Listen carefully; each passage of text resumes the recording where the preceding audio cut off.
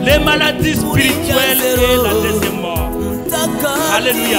Sasa leo tutaongea zaidi kuhusu kifo cha pili. Aujourd'hui nous allons parler à propos de la seconde mort. Sababu tumeisha maliza kuhusu maladie. Parce qu'on a déjà parlé à propos des maladies spirituelles. Na kama haukukua labda hautatusikia kidogo wala utakuwa na confusion, nilishakupa namba yangu, unaweza kuniita, tunakutanana na pastor pale, anajua mahali niko, atakufikisha.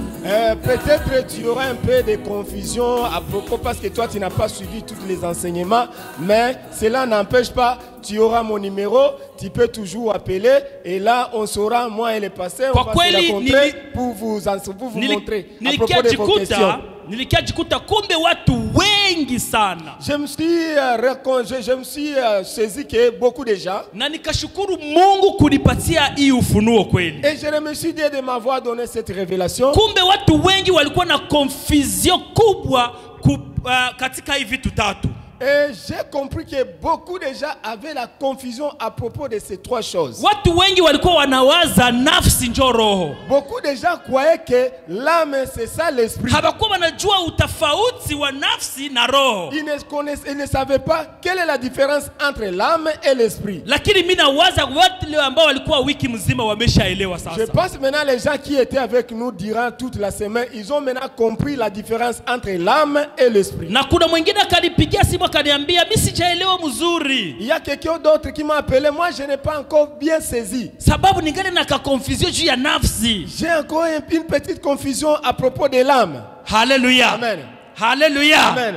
Sasa tunaenda kamata wa Thessalonika wa kwanza 5:23. On va prendre maintenant 1 Thessaloniciens 5 verset 25. Mbele tuingie katika kifo cha pili, acha tuweze kufafanua pale. Avant qu'on puisse aller dans la seconde mort, laissons-nous de pouvoir vous bien enseigner. Kwa kweli kama haukufika wiki mzima ulipoteza sana. Si vraiment tu n'étais pas avec nous durant la semaine, tu as beaucoup perdu. Hallelujah. Amen. Nali tutasoma katika Kifransa na katika Kiswahili. On va lire dans la Bible française et la Bible swahili. Wa Thessalonika wa kwanza 1 Thessaloniciens 5:23. 5 verset 23. Ule mama yetu kwa wapi? Notre maman. Oh mama, Mungu akubariki sana. Mumpatie microphone banduku. Donnez-lui le micro. Mumpatie microphone. Donnez-le maman le micro. Hein? 3:23. 1 Thessaloniciens. 1 Thessaloniciens. Yeah. 1 Thessaloniciens. Ça y est là. Nishapata. Umeshapata? Ubarikiwe sana. Na Wafransa na jitayarishe. Celui qui a la Bible française aussi, qui peut aussi se préparer. 1 Thessaloniciens. Karibu na Mungu akubariki mama. Maman, soyez les bienvenus, tu peux. Sasa nataka kwanza usikie mbele tuingie katika somo letu. J'aimerais que tu puisses bien saisir avant qu'on puisse entrer dans Junior notre enseignement. Junior kwa wapi? Junior il est où? Junior. Junior. Kuya papa. Yenje mimi nakatiaka kwa mifano sana huyu papa wangu. Mimi nampenda sana. Tutilie zile kiti yetu pale. Tu veux prendre notre chaise. Sababu tunaenda démarrer sasa. Nous voulons maintenant démarrer. Tulisema kama leo ndio tutafika kwa ile kiti. On a dit que c'est aujourd'hui maintenant qu'on va arriver sur cette chaise là. Hallelujah. Amen. Karibu mama. Maman, soyez les bienvenus. Tusome katika kitabu cha Wathesalonike wa kwanza sura 5 mstari wa 23 inasema. Yes. Tusome kwa jina la Yesu. Kwa jina la Yesu kabisa. Mungu wa amani mwenyewe awatakase kabisa. Kweli?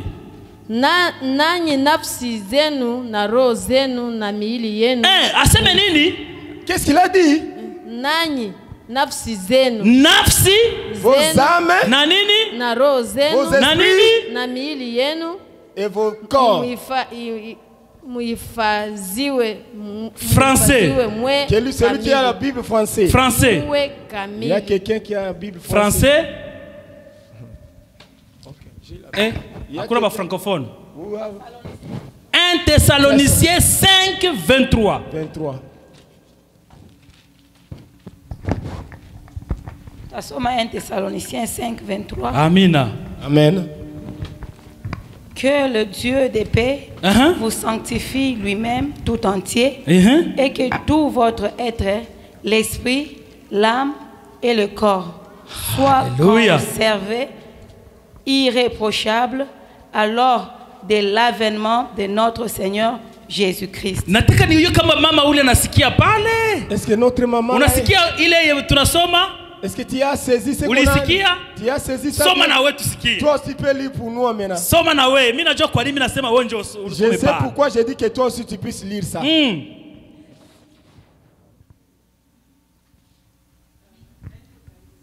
Ah.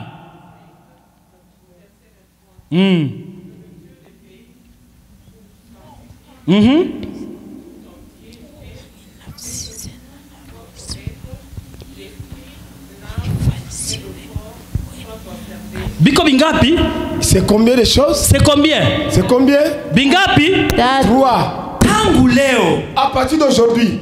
Jua kwamba. Sachez-le. Kuna tofauti kubwa. Il y a une grande différence. Tena ya kazi tofauti. Ils ont des rôles différents. Kati ya nafsi. Entre l'âme. Kati ya mwili. Le corps. Na kati ya roho. Et l'esprit. Sasa tutaenda kuangalia. On va aller maintenant voir. Watu wengi wanajiulizaka. Beaucoup de gens se posent des questions. Mtu akikufa. Si quelqu'un meurt. Sasa binakuwa kae. Qu'est-ce qui se passe? Mwili inaendaka wapi? Le corps part où? Na binakuwa namna gani? Et ça se passe comment? Nitakuonesha. Je vais te montrer. Mahali mwili inaendaka. Là où le corps part. Mahali roho inaendaka. Là où l'esprit aille. Na mahali nafsi inaendaka. Et là où l'âme aussi. Wangapi wako tayari kusikia ile? Qui est prêt d'écouter ça? Tangu leo utoke mu confusion. À partir d'aujourd'hui, quittez dans la confusion. Hallelujah. Amen. Hallelujah. Amen. Ujue kwamba sache-le, ndani yako en toi, muna vitu vitatu. Il y a 3 choses. Nafsi, l'âme, roho, l'esprit na mwili. Et ton corps. Sasa mwili na kazi yake. Donc le corps a son rôle. Roho na kazi yake. L'esprit a son rôle. Na nafsi na kazi yake. Et l'âme a son rôle. Tuliviongea katika wiki mzima. On a parlé ça pendant toute l'île. Bengi walikuwa wameshajua mwili ina kazi gani? C'est là qui était ici savent le corps a lequel rôle. Roho ina kazi gani? Et l'esprit a lequel rôle. Na nafsi na kazi gani? Et l'âme aussi a lequel rôle. Wenye hawakukuwa pole sana. Si tu n'étais pas là, vraiment nous regrettons. Lakini tunaenda direct kuingia katika Junior kwa wapi? Junior. Alienda kuya. Junior. Fasi yako leo ni hapa. Aujourd'hui tu seras ici. Mimi nataka leo hapa jo fasi yako Junior. Aujourd'hui toi tu seras ici Junior. Nishakupenda sana. Je t'aime beaucoup Junior. Hallelujah. Amen. Hallelujah. Amen. Leo tunaenda kusikia sasa juu ya kifo. Aujourd'hui nous allons parler à propos de la mort. Kama kuna maugonjwa, s'il y a des maladies, manake pia kuna kifo. C'est-à-dire il y a aussi la mort. Kama tuliongea kuhusu magonjwa za mwili, si on a parlé à propos des maladies physiques, tukaongea sida, on a parlé de sida, tukaongea diabete, tukaongea corona, tukaongea flu, il y a beaucoup de malaria vile. Il y a des maladies. Sasa presence ya magonjwa, et tous ces présences de maladies, manake ni presence pia ya kifo. C'est la présence aussi de la mort qui se présente. Wakati tuliingia katika kiroho, quand on est entré dans l'esprit, tukaona kwamba on a compris que kuna magonjwa sasa za roho nayo. Il y a aussi des maladies spirituelles aussi. Ndio tulita maladie spirituelle. C'est ce qu'on a appelé des maladies spirituelles. Tuliziongelea nazo. On a parlé à propos de ça. Sasa zile kama nazo ziko. Mais s'il y a aussi des maladies spirituelles. Manake pia kifo nayo iko. Il y a aussi la mort. Sasa tunaenda kuangalia. On va le voir. Kifo ya kimwili. Il y a la mort physique. Na kifo ya kiroho. Il y a aussi la mort spirituelle. Kifo ya kwanza. Il y a la première mort. Na kifo ya pili. Il y a la deuxième mort. Hallelujah. Amen. Tuko pamoja? Est-ce que vous saisissez? Kweli? Tunaingia direct. On va entrer directement. Tunaenda kuanza na Mathayo. On va lire le Matthieu. 25. Matthieu 25. 31. 31. 34. 34. Sitakawia leo. Aujourd'hui, je ne vais pas vraiment prendre beaucoup de temps. haraka. Je vais aller un peu rapidement. C'est tout cela, je viens de sauter. Basomaji mkwe mnakuwa haraka sana. Non, les gens qui sont en train de lire sont un peu pressés. Mathayo 25, 31, 34. Katika jina la Yesu soma. Dans le nom de Jésus. Na wa français unajikaza ukwe haraka. Et pour celui qui a la Bible française aussi qui soit très trop pressé. Karibu mama. Mama. Tusome kwa jina la Yesu. Yes. Je, katika hao wawili ni yupi aliyefanya mapenzi ya babaye? Wakamwambia ni yule wa pili.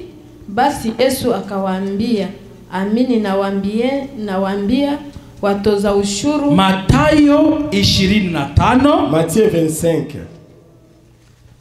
Mama leo hauko humu Maman, je vois que tu n'es pas ici. Jikaze ukue pamoja na sie. Fais tout pour être avec nous. 25. Matthieu 25. 34. Tusome kwa jina la Yesu. Yes. Dans le nom de Jésus. Hapo atakapokuja mwana wa Adamu. Atakapokuja mwana wa Adamu. Sikiliza kwanza. Quand le fils de l'homme viendra. Wakati tulikuwa hapa, lorsqu'on était ici, tuliona namna gani mwana wa Mungu alisimama kwenye kiti. On a vu comment le fils de l'homme se tenait debout sur la chaise. Qui se souvient? Mnakumbuka kisa alisimama? Vous vous souvenez la manière dont il s'était tenu debout? Na kisa alikuya? Et comment il est venu? Aseme wakati mwana wa Mungu atakapofika. Quand le fils de l'homme viendra. Aseme nini? Qu'est-ce que la Bible dit?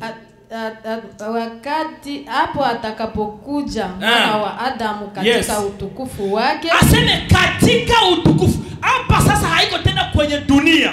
Quand il viendra dans sa gloire, ici ce n'est pas dans le monde. Hapa alisha maliza vya kudunia. Ici il a déjà terminé ce qui est sur la terre. Tuliona kazi yenye alifanya kudunia, si tulikuwa, si ndio? On a vu ce qu'il a fait dans le monde, on était là. Sasa hapa inakuwa sasa utukufu wake. Ici maintenant il est dans sa gloire. Haiko tena utukufu wa dunia, mbya dunia tena. Il n'est pas dans la gloire de ce monde. Endelesha. Na malaika watakatifu wote pamoja naye. Aseme atakuya na utukufu na wa malaika watakuya na pamoja naye. Il viendra dans sa gloire et avec ses anges. Ndipo atakapoketi katika kiti cha utukufu wake. Aseme ataketi katika kiti cha utukufu wake. Là maintenant il se tiendra dans sa chaise de gloire. Il faut inabidi tuiwe sasa katika kiti atafanya nini? Et maintenant on veut savoir qu'est-ce qu'il fera sur sa chaise. Sababu tunaenda sasa pole pole juu mtusikie. On va aller maintenant lentement pour que vous puissiez nous saisir. Kwanza alishaikala ku kiti cha utukufu yake. Ici il se tient maintenant dans sa chaise de gloire. Mbele alisimama akakuya kwenye dunia. Avant il s'est tenu debout et il est venu dans le monde. Kazi yake muliona kisi ilifanyika. Et le travail qu'il a fait, vous avez vu ça. Baada ya kazi yake, après son travail, akarudia tena. Il est revenu encore. Tulisema hivi. On a dit ceci. Katika ile kiti. Dans cette chaise ici. Yule ambaye aliumba dunia, mimi nabakumbusha tu. Je voulais seulement une petite rappel. Tukasema kwamba. On a dit ceci. Kisi mwanadamu anena vitu tatu. On a dit comme l'homme a trois choses. Na yeye ambaye aliumba mwanadamu naye ana vitu tatu. Et celui qui a créé l'homme aussi a trois choses. Tukasema kwamba. On a dit ceci. Kuna Mungu Baba. Il y a Dieu le Père. Kuna Mungu Mwana. Il y a Dieu le Fils. Kuna Mungu Roho. Il y a Dieu le Saint-Esprit. Watu wengi hawakubaliaka ile. Beaucoup de gens n'ont jamais accepté ça. Banawaza Mungu anakuwa tu yeye peke tu. Les gens croient que Dieu est seul. Lakini ukiingia katika akili sasa. Maintenant si tu entres dans l'intelligence, unaangalia alisema hivi. On voit qu'il a dit ceci. Tumuumbe mtu kwa mfano wetu.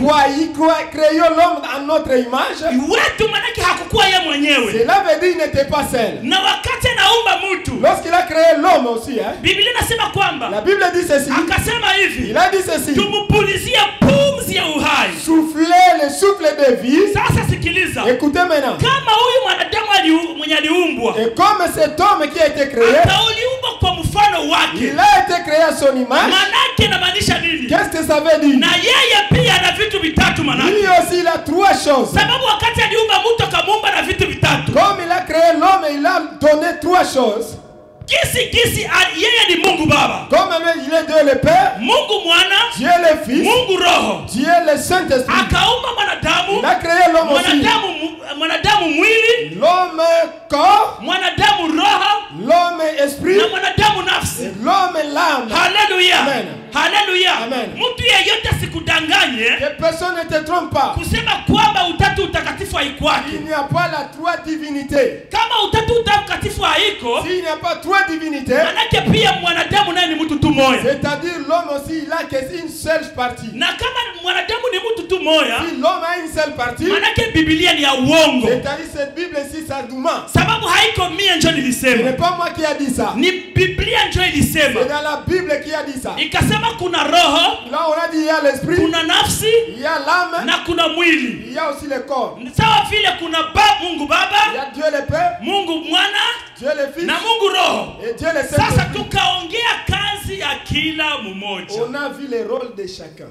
Kama vile huyu mwanadamu ana vitu vitatu Comme l'homme a 3 choses, na kila kitu ina kazi yake, et chaque chose a son rôle, na yeye pia ana vitu vitatu na kila moja na kazi yake. et lui aussi il a 3 choses et chacun a son rôle. Sasa kazi ya mwana ilipofika, Lorsque le rôle de fils est arrivé, alisimama kwenye il kiti, s'est tenu à la chaise, akakuja kwenye dunia. il est venu au monde. Sitarudia pale juu, tuliviona sana. Mwende mufate YouTube mtaviona. Je ne vais pas rentrer là-bas, on a parlé beaucoup, vous allez aller consulter les YouTube. Haleluya. Amen. Haleluya. Amen. Sasa inasema hivi. Ça dit ceci. Wa français lishasoma? Ushasoma? Celui de la français, Okay, soma basi na wewe. il peut lire aussi.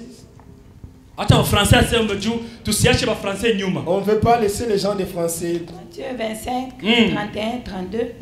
Lorsque le Fils de Dieu viendra dans sa gloire avec tous les anges, il s'assiera sur le trône de sa gloire. Yes. Toutes les nations seront assemblées devant lui. Il séparera les uns d'avec les autres, comme les bergers séparent les brebis d'avec les bœufs. Haleluya. Amen. Haleluya. Amen. Sasa sikia, soma sasa mwisho maliza pale mama usikie Maman, tu sasa. peux terminer maintenant pour terminer.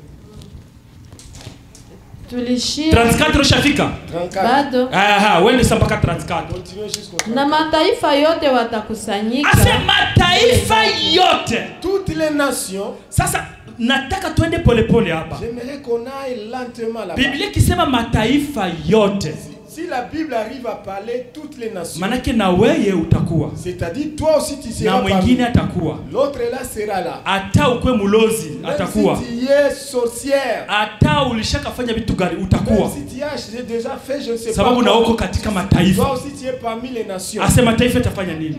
Qu'est-ce que les nations font? Naye atabagua kama vile mchungaji abaguavyo mkondoo na mbuzi. Ase ile siku sasa, Cet jour-là maintenant, huyu sasa mwenye iko kwenye kiti cha ufalme, celui qui a la chair de Dieu, du yeye royaume, sasa njo kazi yake. et maintenant son rôle, hein? Haleluya. Alléluia. Haleluya. Amen. Ase ile siku njo atajua kondo Et ce jour-là, il saura les brebis, na l'agneau, mbuzi. l'agneau l'agneau et le bouc. Sasa kazi Et le travail, inafika sasa pale. c'est maintenant son rôle maintenant. Sikiliza, Écoutez, tulisema hivi, on a dit ceci. unajua katika dunia, Tu sais, dans ce monde, katika dunia kuna taifa tatu, dans ce monde, kuna aina tatu ya taifa. il y a 3 sortes de nations. Kuna aina tatu ya Il y a taifa. 3 sortes de nations. Mnisikize mzuri. Saisissez-moi Sikia, très bien. niliwaambia kitu kimoja. Je vous dis, j'ai dit quelque chose.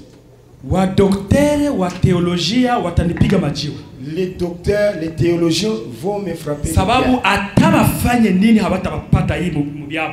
Même s'ils font n'importe quoi, ils ne peuvent pas retrouver ce Hii ni qu'ils siri kubwa kwa watoto wa Mungu peke yake. Et ça, c'est un grand secret seulement pour les enfants de Dieu. Peke yake. Seulement. Kuna aina tatu ya taifa. Il y a 3 sortes de nations. Taifa ambalo litafika mbinguni mbele za kifalme. Il y a une nation qui ira vers le royaume. Sikiliza. Amen. Taifa ya kwanza, La première nation, ni taifa ya shetani na malaika zake. c'est la nation du diable avec ses anges. Biblia inasema hivi, La Bible dit, nabo walikuwa baetre ya mbinguni. eux aussi ils étaient des êtres du ciel. Walikuwa wanaishi mbinguni sawasawa na malaika Ils zingine. vivaient au ciel comme d'autres anges. Sijui kama kuna mwenye atatukamatia Yes. Revelation 21:8. Si quelqu'un peut lire Apocalypse, Non, tukamati kwanza Revelation 23:15. Révélation 13, 23:15. 13 à 15.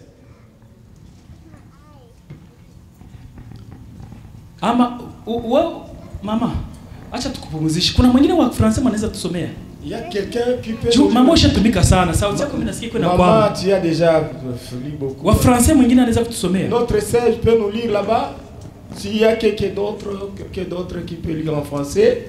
Mbele wasome mimi nasema hivi. Avant qu'on puisse lire, kuna aina tatu ya taifa. Il y a 3 sortes de nations kwenye dunia. Ici au monde. Aina ngapi? Il y a combien de sortes?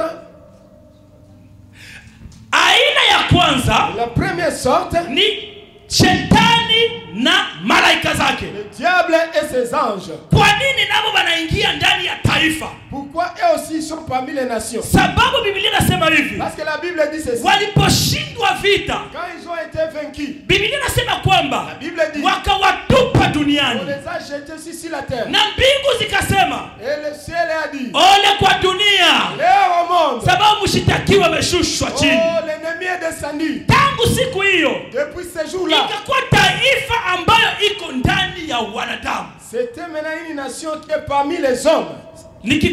Ni sababu sina muda. Parce que je n'ai pas beaucoup de temps. Ningekueleza namna gani banatumikaka mu batu. De montrer comment ils travaillent dans les hommes. Wakati balikuja, lorsqu'ils sont venus, bakajidisperser. Ils se sont dispersés. Bakajidisperser. Ils se sont dispersés. Si mina waza munasikiaka habari moja yenye banaitaka ba sirene. Je pense que vous avez déjà entendu. Ma sirène, si on a dit que ma sirène. Mohamed. On parle de sirène. Mohamed. Si tous les musulmans. Si Dio. Si Dio. Mushaisikia. As-tu déjà entendu de sirène? Ile ni taifa kubwa. Ça c'est une grande nation. Ambao walishuka, ils sont descendus, balishushwa na shetani. Ils sont été descendus. Wakati balishushwa na shetani, ils sont descendus wao wakaenda kubakia kwenye maji. Et ils sont allés vers des lacs, vers des rivières là-bas. Kuna wengine balijidisperser bakaingia ndani ya watu. Il y a d'autres qui sont entrés dans les hommes. Kuna wengine waliingia kwenye milima. Il y a les autres qui sont partis dans les montagnes. Hatuko kwa ile sana. Ile ni mahubiri tena ingine mrefu sana. Notre enseignement. Ile ni ya mrefu sana. C'est notre enseignement. Tutaipitaka kwa wakati ingine. Un autre jour on aura les temps. Okay, acha tukamate Révélation 12 7 9. Révélation 12 7 9. Apocalypse.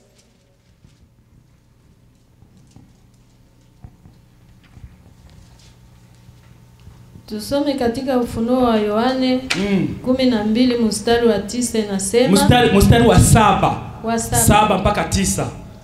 Tusome kwa jina la Yesu. Amen. Kulikuwa na vita mbinguni. Mikaeli na malaika zake ndio wakapigana na yule joka. Yes. Yule joka naye akapigana nao pamoja na malaika zake. Nao hawakushinda wala mahali pao hapakuonekana tena. Hawakubakia tena mbinguni. Ils ne sont pas restés au ciel. Yule joka akatupwa yule mkubwa. Nyoka wa zamani. Yes.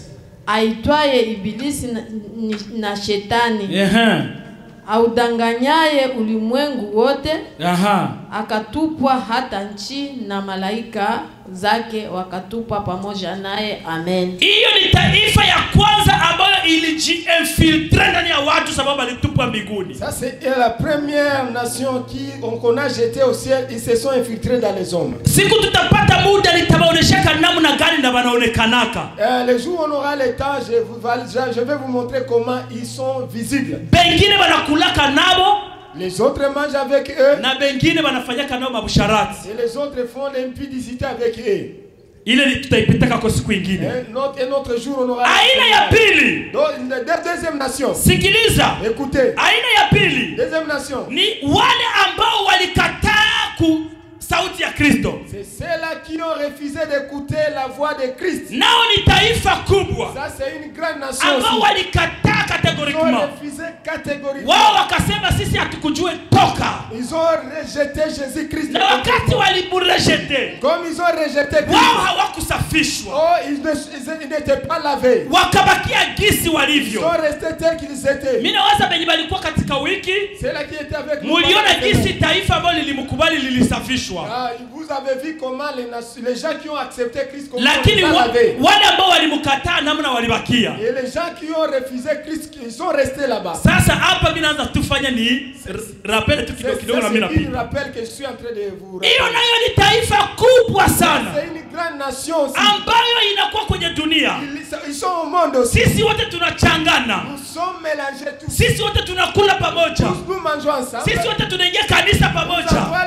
Sisi wote tunafanya kazi pamoja. On travaille ensemble. Lakini ni taifa kubwa. C'est une grande nation aussi. Ambayo inakuwa kuna wabada wanamkataa Yesu ndani yao. Mais ils ont refusé Christ en eux. Kuna wengine walimkubali katika unafiki. Et il y a d'autres qui ont accepté Christ dans l'hypocrisie. Wanaingia kanisani wanarukaruka pamoja na Wakristo. Entre à l'église et ils sautent avec des chrétiens. Kumbe wao walimkubali na unafiki. Mais ils ont accepté Christ avec l'hypocrisie. Sababu gani unafiki? Pourquoi l'hypocrisie? Sababu Kristo anasema hivi. Parce que Christ dit ceci. Wakati anakusafisha, parce qu'il te lave. Sasa unakuwa kiumbe kipya. Tu deviens une nouvelle créature. Na wakati unakuwa kiumbe kipya, tu deviens une nouvelle créature. Hautakuwa tena ule wa zamani. Tu ne seras pas comme l'ancienne personne. Lakini wewe, mais toi, wakati ulibatizwa, comme lorsque tu étais baptisé, wakati ulibatizwa, lorsque tu étais baptisé, ukaonekana kwa nje, on t'a vu seulement physiquement. Ya kwamba umeamini Kristo. Comme tu as accepté Christ. Lakini ndani yako, en toi,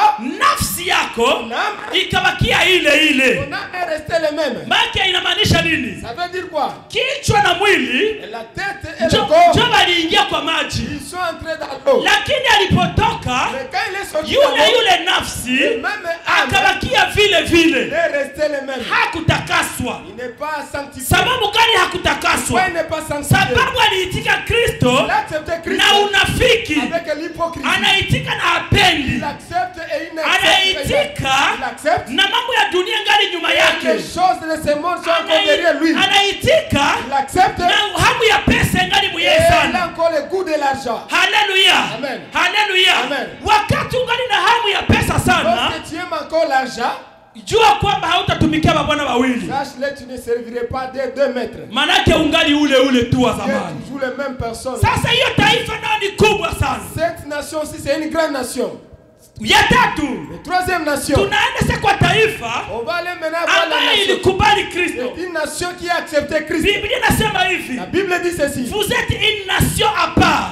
Vous êtes une nation à part. Inamaanisha, ça veut dire, wakati Kristo alikuja, lorsque Christ est venu, wale ambao walimkubali katika kweli na haki, c'est là qui ont accepté Christ dans la vérité, akawafanya taifa iliko à part. Il les a fait une nation à part. Hata tunachangana sisi wote, même si nous sommes mélangés, lakini kuna wale ambao, mais il y a ceux-là, bako connecté na mbinguni. Ils sont connectés avec le ciel. Niliwaonesha namna gani connection inakatikaka. Je vous ai montré comment votre connexion arrive à se couper. Lakini wakati Kristo alikuja, lorsque Christ est venu, akakamata connection yetu. Il a pris notre connexion. Akaikamata ilikuwa ishapotea ndani yetu. Notre connexion était déjà perdue. Inamaanisha roho. C'est-à-dire ton esprit. Ndio kazi ya roho tulisema. C'est le travail de l'esprit. Kazi ya roho tulisema kwamba hayo ni ku connection na Mungu. L'esprit est là pour connecter l'homme avec Dieu. Nitakia baonesha namna gani roho haitalungulaka. Je vais vous montrer maintenant comment l'esprit n'arrivera pas à se brûler. Roho yako kisi ulivyo pale haitaunguaka. Ça ne se brûlera pas jamais. Haleluya. Sababu gani? Pourquoi? Ayo haikukutanana na zambi. Et il n'a jamais rencontré le péché. Haikupendana na zambi. Ton cœur n'a jamais aimé le péché. Kisi uko pale, tel que tu es là, roho yako, ton esprit, haiyakutananaka na zambi hata siku moja. Il n'a jamais rencontré le péché. Sababu gani? Pourquoi? Sababu ni kipande cha Mungu. Parce que c'est une part de Dieu.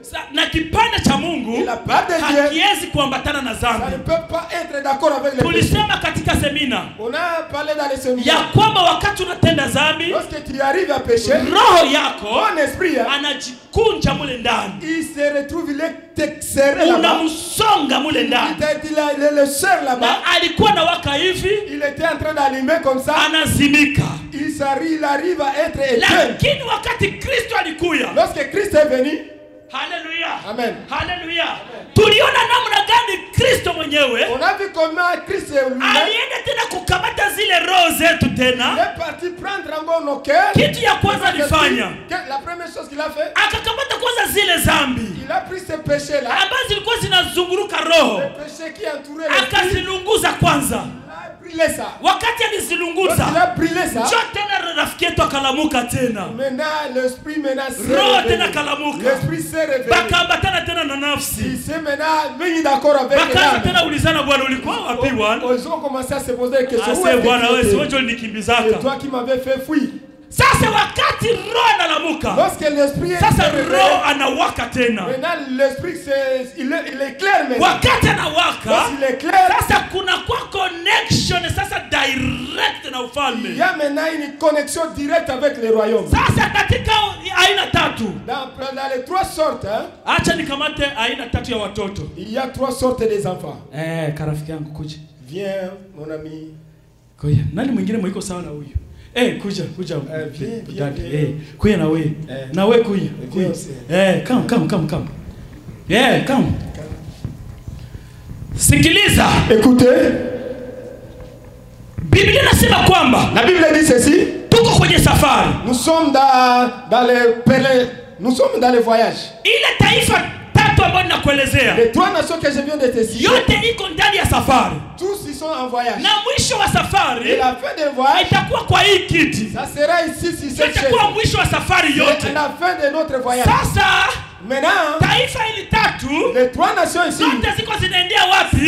ces trois nations Kwenye sont en kiti cha train, ils sont ufalme. en train d'aller vers les royaumes. Sababu gani wanaendea kwenye kiti cha Pourquoi ils sont ufalme? en train d'aller vers les chaises du royaume? Sababu Parce que aba malaika ces anges ici, benye balitupiwaka ils sont jetés. nao biko banaona kwamba nao bakiendea kiti tena, Eux aussi veulent rentrer là-bas. lakini haviwezekani Mais tena c'est déjà difficile. sababu walishaka tupa. Parce qu'on les a déjà jetés. Sasa kazi yao Leur travail maintenant, inakuwa sasa ni kuingia mubatu, et ils commencent à s'infiltrer dans les hommes. baende kubanarudisha wengine musafari. Mais Sasa pour faire rentrer les autres pour ne pas voyager. kusudi bote basifike. Sasa Et tous n'arrivent pas sasa là-bas. wakati tuko Lorsque tunaenda nous sommes en train de tunaenda partir, si wote nous musafari, tous nous sommes en voyage. na wengine wende bana. Il y a les autres qui sont en train de rentrer en arrière. Ils sont en train de se Lakini tirer. babulule Pourquoi qu'ils sont basipo bulula on tirer ou ne pas tirer, batafika bote. ils vont arriver tous. Lakini sasa Mais dans les problèmes, sikiliza, écoutez, katika hii aina tatu ya taifa, parmi ces trois nations, kuna taifa ya kwanza il y a la première nation, ambayo ilitupiwaka tangu kwa mwanzo wa on dunia. les a jetés depuis le commencement de la terre. Kuna taifa ya pili Deuxième nation, ambayo ilimkatala Kristo. et ils ont seulement catégoriquement refusé Christ. Kuna taifa ya tatu Troisième nation, ambayo ilikubali Kristo, ils ont accepté Christ. lakini bote tuko msafari, Mais tunaenda nous tous trois, nous sommes en voyage. tuko tunaenda tu Nous sommes en train de partir. sisi wote, Nous sommes en train de partir. tunaenda sisi wote. Nous sommes en train de Sasa partir. sikiliza, Écoutez maintenant. wakati tuko ndani ya safari, Comme nous sommes en voyage, wakati tuko ndani ya safari, en allant dans les voyages, sisi wote nous tous, hein, tuko tunaangalia tufike, nous sommes en train de regarder comment on va arriver. là. sababu Biblia ilisema La kwamba Bible a dit ceci. taifa lote Toutes les nations, walifika kukiti. ils sont arrivés à la chaise. Ukuwe mubaya, Que tu sois mauvais, kuwe mzuri, que tu sois bon, utafika. tu vas arriver. Lakini kufika, Mais en arrivant, kuna tofauti ya kufika. il y a la différence d'arriver là-bas. Tutakiaona bale ambao walishia kumulango On va voir ceux-là qui étaient arrivés à la porte. na kuko be waliingia ndani ya Il y mulango. a ceux-là qui ont entré à la porte. Sababu gani? Pourquoi? Sababu sisi wote tuko Nous safarini, tous, nous sommes en voyage, lakini hatuna lengo mais moja, nous n'avons pas les mêmes objectifs. hatuna lengo Nous moja. n'avons pas les mêmes objectifs. Lengo ya pamoja, Les autres ont les tuko objectifs. kwenye Nous safari, sommes en voyage. lakini biko banataka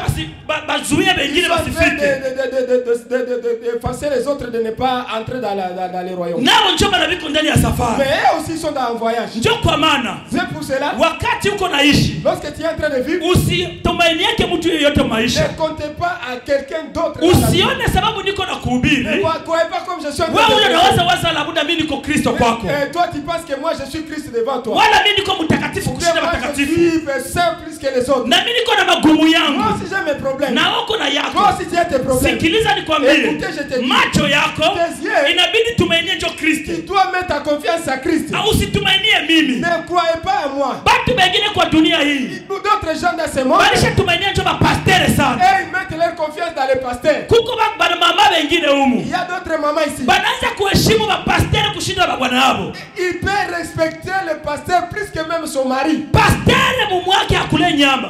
Le pasteur dans sa maison ne mange pas la viande. Bwana yako ndani ya nyumba hakule nyama. Ton mari à la maison il ne mange pas la viande. Lakini pasteur akifika kwako. Mais si le pasteur arrive dans ta maison. Ile siku meze na cheka. Oh, ce jour-là, vraiment tu vas vraiment embellir la table. Na ile siku makuku zinakimbia kwako. Oh, là vraiment il y a des poulets qui vont. Juu ya nini? Pourquoi? Unatumainia pasteur. Parce que toi tu mets ta confiance beaucoup dans les pasteurs. Unajua kilicho ndani mwangu? Est-ce que tu connais ce qui est en moi? Je, unanijua? Est-ce que toi tu me connais bien?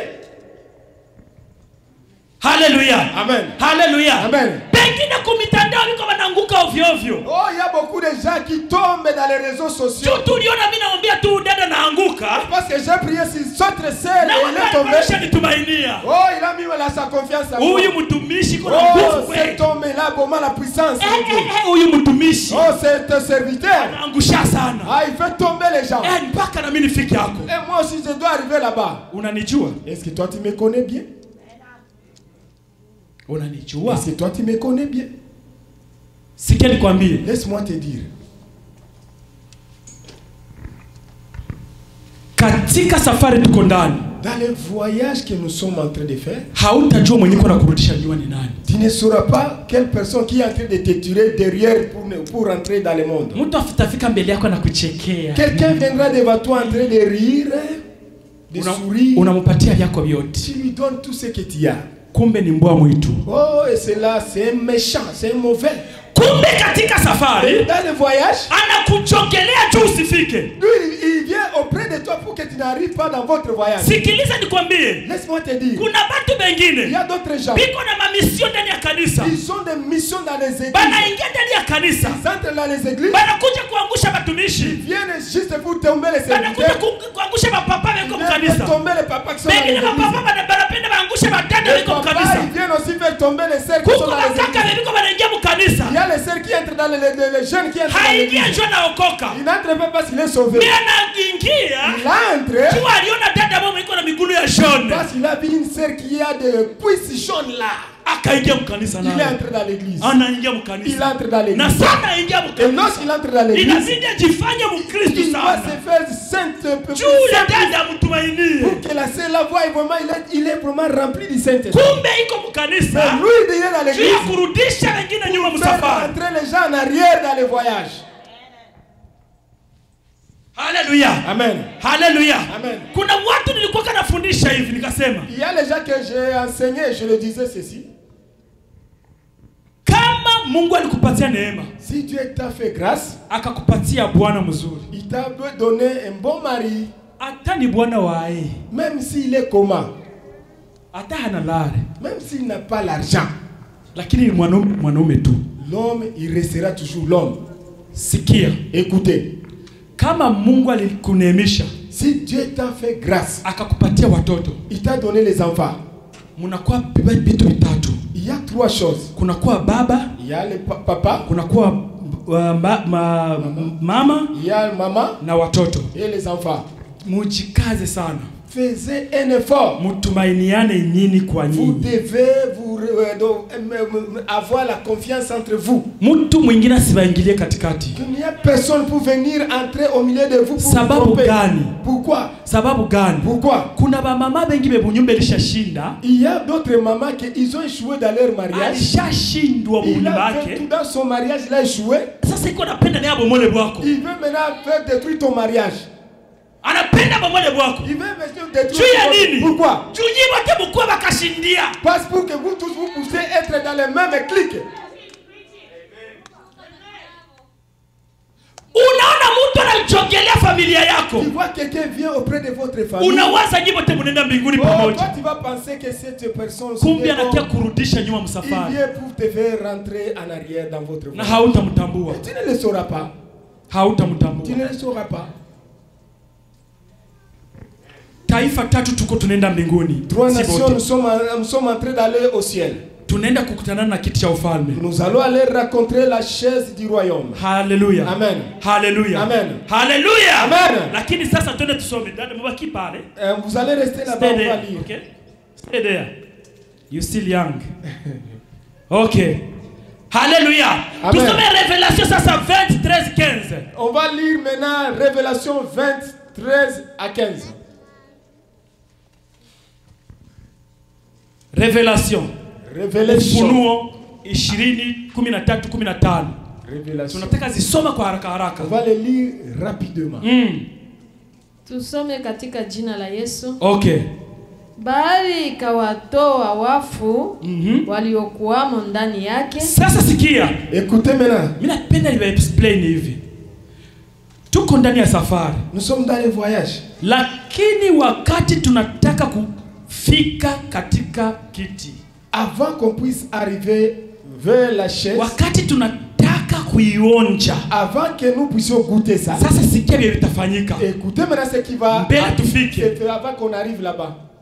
Aseme nini? Qu'est-ce qu'il a dit? Anza tena. Recommencer. Bahari ikawatoa wafu waliokuwamo ndani yake. Sikiliza. Écoutez.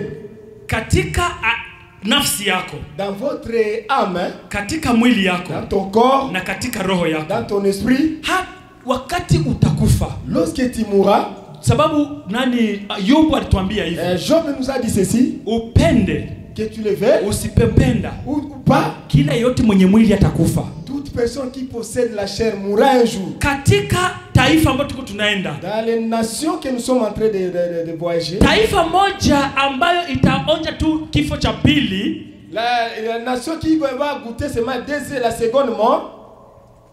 Tunaenda soma. Continuez maman.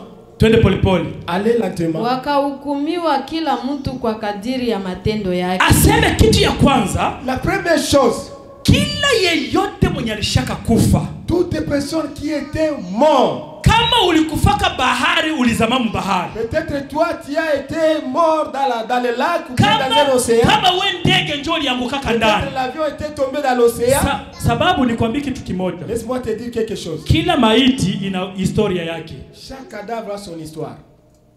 Mnajua vile? Est-ce que vous savez ça? Mnajua? Est-ce que vous savez ça? Kila maiti ina historia. Chaque cadavre a son histoire. Sasa hata ikuwe historia gani ulikufaka ndani, la manière dont tu étais mort, kwa siku za mwisho, au dernier jour, kila nafsi yoyote itafufuka. Toute âme ressuscitera. Hapana mwili ndio itafufuka. Ce n'est pas la chair qui ressuscite. Tunaenda kumakazi, si ndio? Nous sommes en train d'aller dans les rôles maintenant. Tuliona kazi ya roho, kazi ya nafsi na kazi ya mwili. De l'esprit, de l'âme et de mwili yako, ton corps, ayo itaoza. Ah, ton corps va se briser. Sababu gani itaoza? Pourquoi ça va se briser? Ni sababu wakati Mungu alifanya, lorsque Dieu a créé la chair, kwamba alikamata matope. Il a créé avec la poussière. Sasa wewe unatoka ndani ya matope. Toi tu as été tiré dans la poussière. Sasa njoo kwa maana wakati unakufa, lorsque tu es mort, unakuliwa wewe mpaka unapotea. Tu vas vraiment te retrouver tu vas rester dans la poussière. Yani hizi mwili zetu zote zitapotea. Le corps ici que nous possédons, ça va vraiment disparaître. Zitakuliwa na vidudu na inaishia hapo. Seront mangés par les insectes. Lakini vitu mbili, mais deux choses ambayo havitakufa kwanza, celle qui ne mourra pas, nafsi, l'âme na roho, et ton esprit. Wakati unakufa, lorsque tu meurs, wakati unakufa, lorsque tu es mort, mwili yako inazikwa, ton corps va être enseveli, nafsi yako et ton âme inabakia pale, ça va rester là-bas, haitakuliwa. Ça personne qui peut manger ça. Sababu gani haitakuliwa? Pourquoi on ne peut pas manger ça? Sababu iliumbwa, ça a été créé katika nafsi ambayo haionekani, quelque chose qui n'est pas visible, lakini haionekani, et on ne peut pas le voir. Mais njoo mtu sasa, c'est ça l'homme réellement. Kama uko na waza sahihi, si tu es en train de penser à cette sio wewe uko na waza, ce n'est pas toi qui penses, ni nafsi yako iko na waza, c'est ton âme qui est en toi qui est en train de penser. Tulisema kwamba on a dit ceci, mwili, la chair ya mwanadamu, la chair de l'homme, inakuwa njoo inakubali njoo makomandema za nafsi. Lui, il est seulement là en train d'accepter tous les commandements de l'âme. Kwenda mpige ngumi asikone. Va aller frapper. Frappe lui. Kwenda mfanye vina hivi. Yani mwili, la chair, ndio kwa maana hiyo itapotea tu bure. Va disparaître. Sababu ilikuwa hayo iko victime. Lui, il est seulement victime. Mwili iko victime. La chair, lui, il est victime. Iko victime ya nafsi. Il est victime de de l'âme. Haleluya. Ndio kwa maana Biblia inasema kwamba Les raisons pour laquelle la Bible dit hakuna nafsi yenye itaisha vile. Aucune l'âme qui va se perdre. Nafsi sherti itangoja hukumu ya mwisho. L'âme va attendre jusqu'au dernier jugement. Sababu ayo ndio ilipita ndani ya dhambi. C'est lui qui a commis des péchés. Mwili haikufanya dhambi. La chair n'a jamais commis. Mwili il commettre njo dhambi. Wewe bali isukuma njo. La chair, lui, on lui a poussé d'aller seulement faire les péchés. Lakini nafsi yako. Mais la personne qui a fait les péchés, c'est son âme qu'elle veut. Isipopenda. Ils veulent pas. Hata ukufe saa hii. Si tu meurs aujourd'hui. Kisha dunia iisha après 5 millions d'années. Et le monde, si ça se termine après 5 millions d'années, nafsi yako itakuwa iko na ngoyaka tu. Restera en train d'attendre. Itangoyaka tu. Ça va toujours attendre. Ndio kwa maana akasema kwamba raison pour laquelle la siku hiyo sasa à ce jour-là, ya mwisho, le dernier jour, wakati sasa inafika ya mwisho, le dernier jour, kitu ya kwanza itafanyika. La première chose qui se fera, batu yote kwa walikufaka. C'est tous ces gens-là qui étaient morts. Ile manafsi zote. Tous ces âmes-là. Kama uliingia ulikufia mumai. Si tu étais mort dans l'eau, unatokea mumai. Il va se sortir dans l'eau. Hapana mwili yako. Ce n'est pas ton corps. Sababu mwili yako ilishaisha. Ton corps est déjà terminé. Lakini nafsi yako. C'est ton âme. Njoo itakuja. Qui viendra ce jour-là. Kama ulikufia kama ndege. Si tu étais mort dans un avion, unatokelea tena. Sortira encore. Kama ulikufia wapi? Si tu étais mort, je ne sais nafsi pas où. yako itakuja. Ton âme reviendra. Biblia inasema kwamba la Bible dit taifa lote, toutes les nations. Yohana kasema, asema nikaona mataifa les nations ya kila aina, toutes les toutes sortes, ya kila nchi, tous les pays, zote wanazunguruka sasa. Ils ont entouré. Wanazunguruka sasa ufalme. Ils ont entouré maintenant les rois. Wanazunguruka ufalme. Ils ont entouré les rois. Bote wanaifika sasa. Ils sont là maintenant. Upende usipopenda. Ou pas. Na wewe utaonjaka. Toi aussi tu vas goûter. Utaonjaka na wewe kumulango tu lakini. Tu vas goûter seulement à la porte. Kama uko katika ile taifa lingine. Si tu es dans l'autre nation là. Bote watajikuta wanafika. Tous ils vont se raconter, ils sont arrivés là-bas. Sababu gani? Pourquoi? Yule aliyeumba, c'est lui qui a créé. Aliumba kwa upendo. Il a créé ça par l'amour. Hakuonea mtu. Il n'a pas fait l'injustice. Isipokuwa c'est pas wewe mwenyewe. C'est les hommes eux-mêmes. Wewe ndio ulichagua sasa. Toi-même qui a fait le choix. Haleluya. Amen. Wewe mwenyewe ukachagua. Toi-même tu as fait le choix. Tuliona namna gani Yesu wakati alikuja. On a vu comment lorsque Jésus est venu. Bamwa wakakubali bakatakata. Les autres ils ont accepté, ils se sont lavés. Bengine wakasema sisi hatupendi. Les autres ils ont refusé, nous ne voulons pas. Lakini ukua ulikatala. Que tu as refusé. Ukua ukukatala. Même si tu n'as pas sisi wote tutajikuta hapa. Nous allons nous rencontrer ici. Tutajikuta hapa. Nous allons nous retrouver ici. Tutajikuta hapa. Nous allons nous retrouver. Endelesha mama. Continuez mama. 14 nasema mauti na kuzimu zitatupwa katika lile ziwa la moto. Hii ndio mauti ya pili. Yaani hilo ziwa la moto. Haleluya. Haleluya. Njoo mauti ya ngapi? Ya pili. Njoo mauti ya ngapi? Ya pili. Soma mkifrance. La seconde mort. Ilikuwa Révélation 20:13-15. Apocalypse 20, chapitre 20, 13 à 15. Yes. La mer rendit les morts qui étaient en elle. La mort et le séjour des morts rendirent les morts qui étaient en eux. Et chacun fut jugé selon ses œuvres. Et la mort et le séjour des morts furent jetés dans les temps de feu. C'est la seconde mort, les temps de feu. Sikiliza. Mauti ya kwanza. Kifo cha kwanza. La deuxième mort ni ile ambayo ulipita ndani kwenye dunia. La première mort c'est celle que tu as connue quand tu étais dans le monde. Ile ambayo Yobu alisema. C'est que Job a parlé. Alisema kwamba il a dit upende que tu le veuilles usipopenda que tu le ou pas, kama tulizaliwa na mwanamke utakufa. Si tu es né d'une femme tu dois mourir. Upende na wewe que tu le veuilles usipopenda ou pas, siku moja watatuita tu kwamba tukie kukuzika. un jour on va nous appeler pour que nous venions t'enterrer. Lakini kama hauamini Kristo ndio utasikia boga. Mais si tu n'as pas encore reçu Jésus-Christ, tu auras peur. Sasa sikiliza. Écoute. Hiyo ni mauti ya kwanza. Ça c'est la première mort. Ambao watu wote wataipitia. La première mort concerne tout le monde. Uko mubaya uko mzuri wote wataipitia. Que tu sois bon ou mauvais, tu passeras par la première mort. Mauti ya pili. Mais la deuxième mort. Ni ile sasa. C'est celle. Wakati yeye anaanza kuangalia huyu ni kondo. Lorsque Jésus-Christ commence à juger les gens. Ah, huyu ni mbuzi. Celui-ci est une brebis. Sasa anasema l'autre est un bouc. Mbuzi mupite huku. Vous les boucs passez à gauche. Na nyi kondo mupite huku. Et vous les brebis allez à ma droite. Sasa wakati atagabua hivyo. Lorsque il va séparer comme ça. Anasema hivi. Il a dit. Sasa nyinyi ambao mlikubali. Vous qui avez accepté. Mukakubali kunikubali mimi. Vous m'aviez reçu et vous m'avez cru en moi. Sasa muingie kwenye mulango. Entrez par la porte.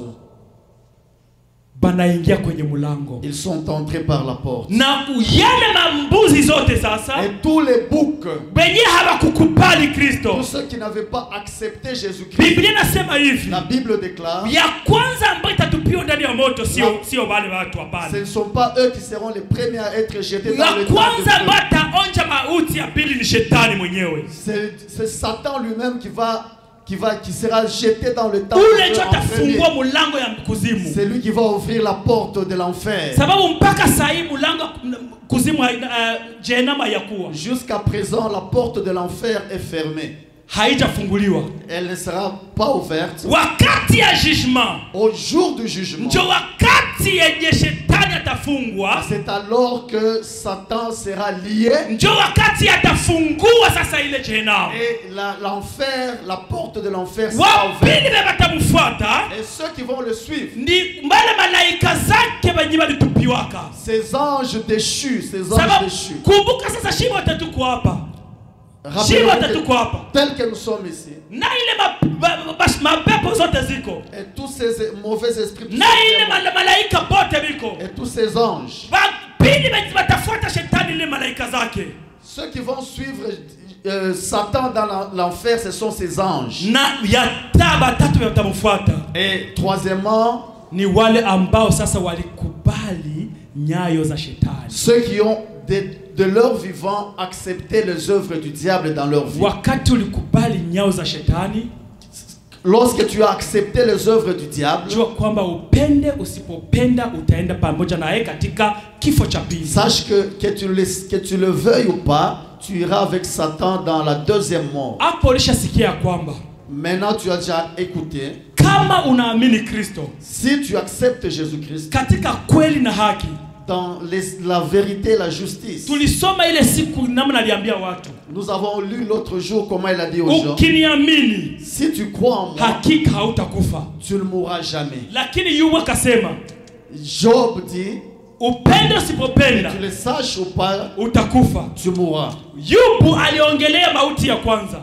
Job a parlé de la première mort. Jésus parlait de la seconde mort. Que tu le saches, que tu le veuilles.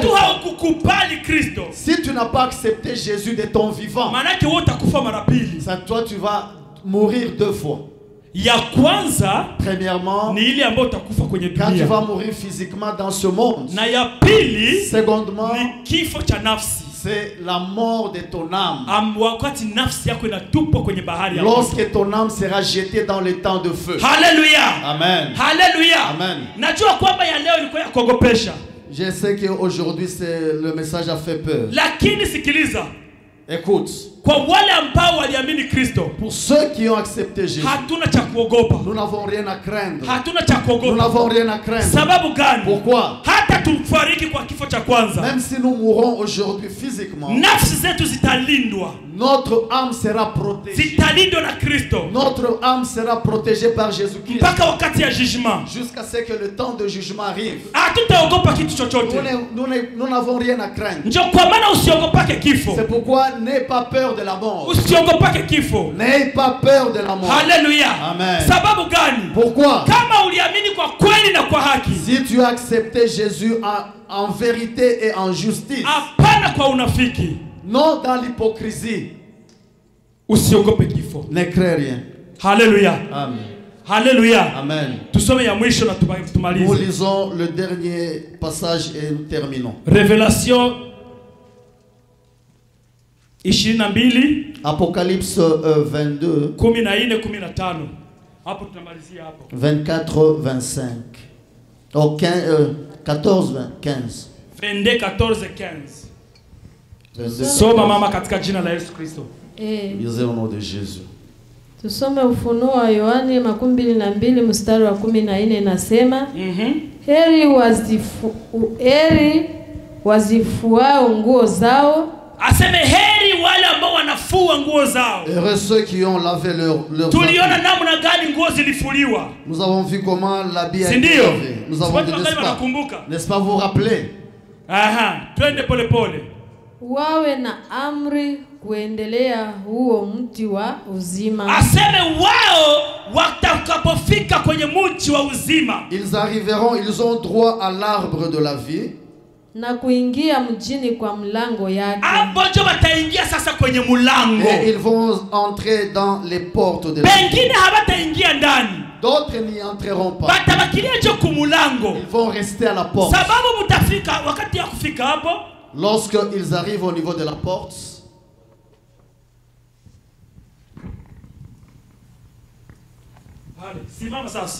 tiens-toi debout. Alléluia. Sisi wote tutakuwa tunazunguruka. Nous serons là en train de tournoyer. Sikiliza. Écoute. Hapa ni kumulango. Ici c'est à la porte. Hapana ndani. Non dedans. Sababu parce que hamutaonja kukitu kenye hamkutumikia. Vous n'allez pas goûter à ce que pourquoi vous n'avez pas travaillé. Sasa mutakuta yeye mwenyewe kumulango. Vous trouverez le Seigneur lui-même à la porte. Asione akakuta taifa kubwa sana linamzunguruka. Jean qui voyait cette vision a vu une grande nation qui sasa iko naita. Il appelait Jackson. Présent. Aingia. Entre.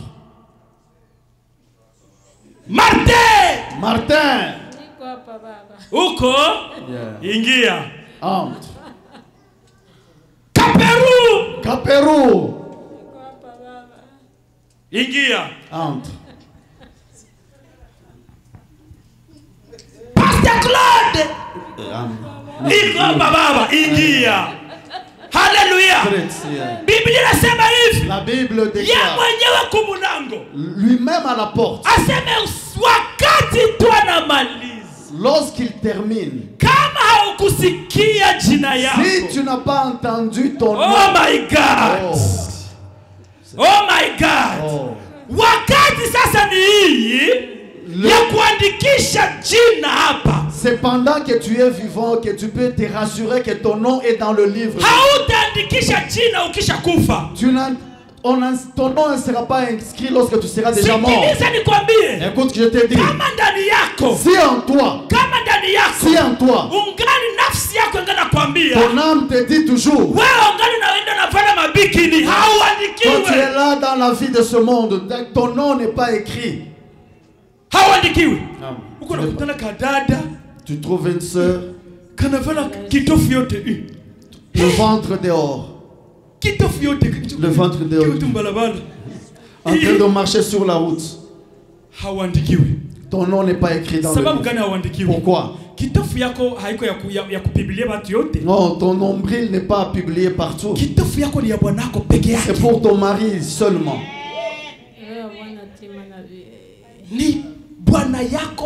C'est ton mari seulement qui a le droit de voir cela.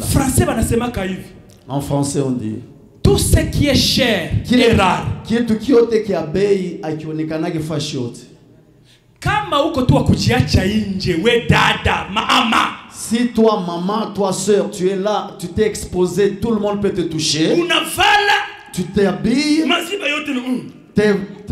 Tes seins sont dehors.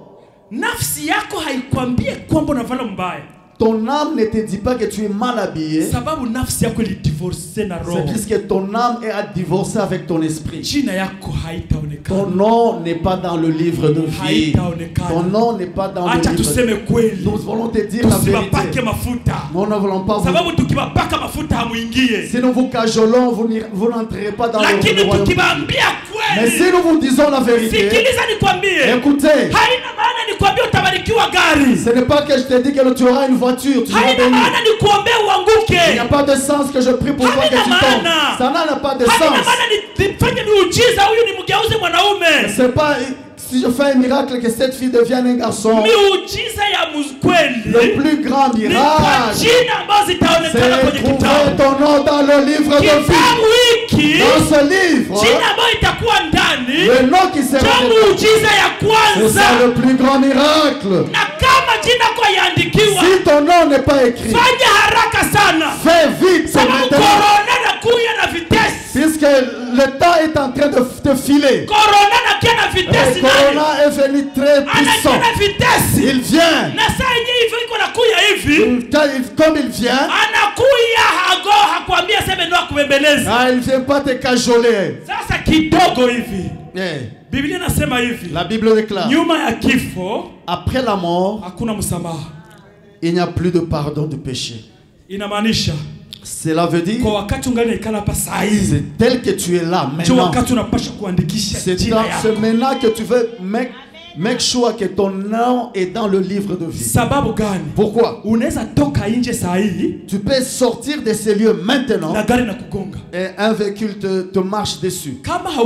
Si ton nom n'est pas dans le livre de vie, tu seras à la porte. Pourquoi je n'ai pas entendu mon nom? Quel est ton nom? Mapasa, c'est mon nom. On s'est cherché. Non.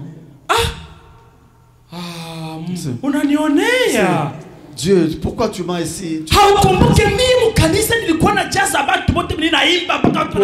tu ne te rappelles pas?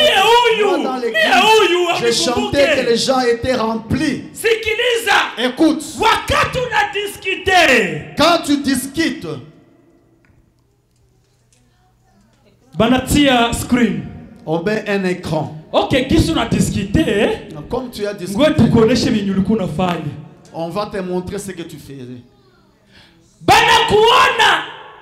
On te voit.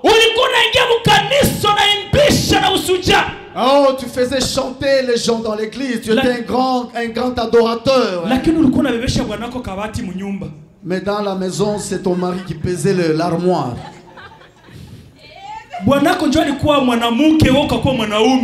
Ton mari était la femme et toi tu étais l'homme. Vous savez qu'aujourd'hui Satan a remplacé. C'est nous qui avons des seins. C'est ça que le diable a fait. Papa Paul Uruma.